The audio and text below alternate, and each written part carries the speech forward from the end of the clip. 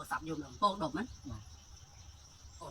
nghe làm thật liền đây rồi nó này tôi muốn bẻ nó rất là nhận phải chơi rồi cái tiếng cái mô nào mới đâu bỏ luôn bạn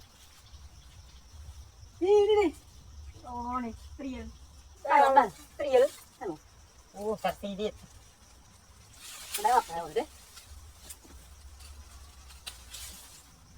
ô sạc xì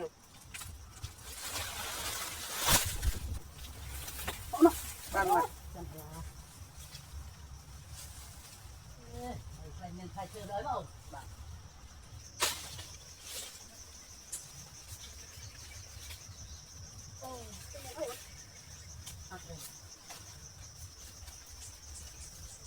Wow. Này, sao ơi, ra sao này? ủa Sao ơi, cái này, cái này trong đồng phẩy á, bạn. Đấy không. gì lọ nữa Sao mình? không rồi tôi thao bảo hồng ấy Bạn. Tục cái đắp này.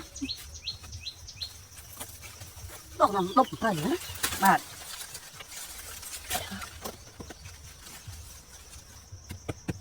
gì thế hồng đứt bạn cái này nó khai hiểu Đây này không?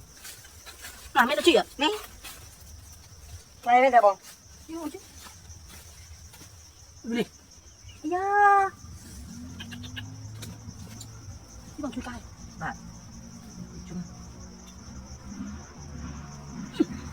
Ya. nó đâu có điện Ôi.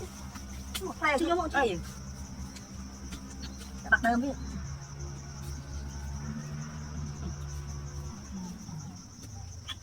Ôi. ai đâu Đó mấy tiền. cái men thịt nhiều cái thịt Này cái 5 đồng tú đâu? Bạn. một cái thân còn hết ban của em nữa đấy còn đừng chụp em đừng chụp mấy mà đây thôi phè chị đây cái mùi hậu Đây không đi em không? miền đấy đừng thế làm sao mơ con đi làm đây sao mơ con đi làm đây qua đây này nó bạn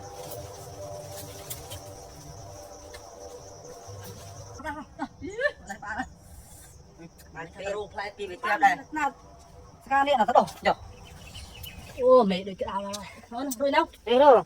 đó tao ơi mà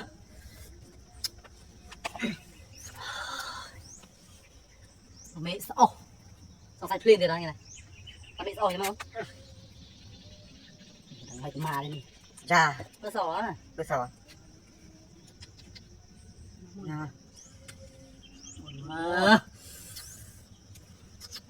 con này bỏ cái rau luôn chơi nó cũng là nó cũng nó ăn thì nó trong đời đấy Bạn. đây cái fly cái bộ pha lệ luôn đó Không tuột mà. nó sẽ mùi nó play này sao play nó on này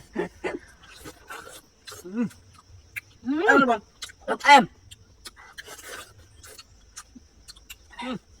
ở bên đâu được em bên đó mày mặc ở mũi đó em về chết không làm nữa Còn cream thôi. thằng hả tạm mở play TV mà chết thằng nào tao đốt nhiều tí đi tay thằng nòng đấy thằng lời đấy này thằng nòng này lời ở định này ta 30 tầm muối. để này cà phê được không hay là mùi lời được nòng Không chẹo hồn. Lỡ cào. Đào chẹo. à bây giờ chú mày là chú chẳng tí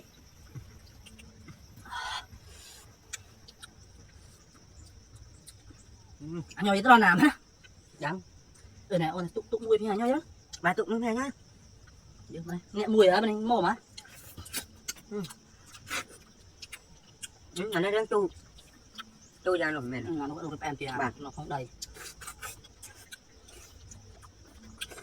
tao nói ôi chú chẳng tí gì mà nó chán rồi ơi Cho thôi. Cô cái bây giờ. tụi mình nhà nha Nhà đấy thôi.